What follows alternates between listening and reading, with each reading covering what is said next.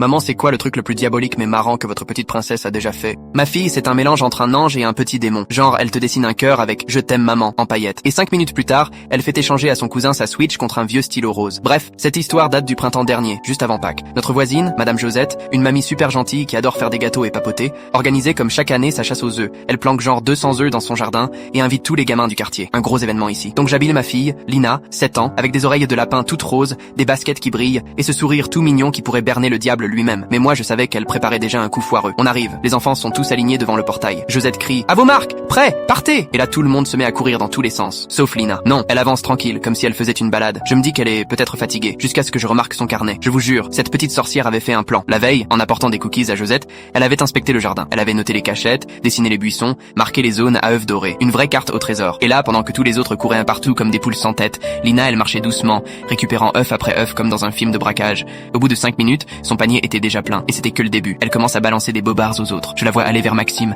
un petit tout gentil, un peu lent, et elle lui chuchote "Il y a un œuf doré derrière les poubelles dans la ruelle", qui évidemment était hors zone. Maxime fonce, disparu. Puis elle va voir Inès, sa meilleure copine, et lui balance "Tu savais que si t'en trouves trop, ils t'en prennent à la fin?" Inès panique, commence à planquer ses œufs dans son t-shirt. Et Lina, elle continue à remplir son panier toute fière pendant que les autres pleurent ou sont perdus. Elle passe devant eux genre "Oh les pauvres, peut-être l'an prochain." À la fin, Josette sonne la cloche. Tous les enfants ramènent leur panier. Lina, 34 œufs. Le deuxième, 9. Tout le monde applaudit. Josette lui remet le lapin d'or, un chocolat gros comme sa tête. Et Lina, elle le lève au ciel comme si elle venait de gagner un Oscar. Mais attendez, elle se tourne vers Maxime et Inès, les regarde avec une fausse moue triste et dit "Merci à tous les enfants qui m'ont aidé aujourd'hui, en n'étant pas assez rapide ou pas très malin. Je voulais creuser un trou et disparaître." Une maman a fait "Oh", un papa a failli s'étouffer avec son soda. Je la prends à part et je lui dis "Lina, c'était quoi ce truc?" Elle me répond "Maman, c'est un discours de victoire. Tu m'as dit d'avoir confiance en moi." J'étais là genre "Oui, mais j'ai pas dit fais-toi élire chef des enfers non plus." Le soir, après qu'elle se soit écroulée de fatigue post-chocolat, je l'aborde et je lui demande "Tu penses pas que t'as un peu exagéré aujourd'hui?" Elle me regarde avec ses grands yeux et me dit tout doucement "T'inquiète maman, l'an prochain je leur laisse 2 ou 3 œufs. Promis." J'ai éteint la lumière directe avant qu'elle me voie exploser de rire. Parce qu'au fond de moi je sais, soit elle va diriger une multinationale, soit une secte.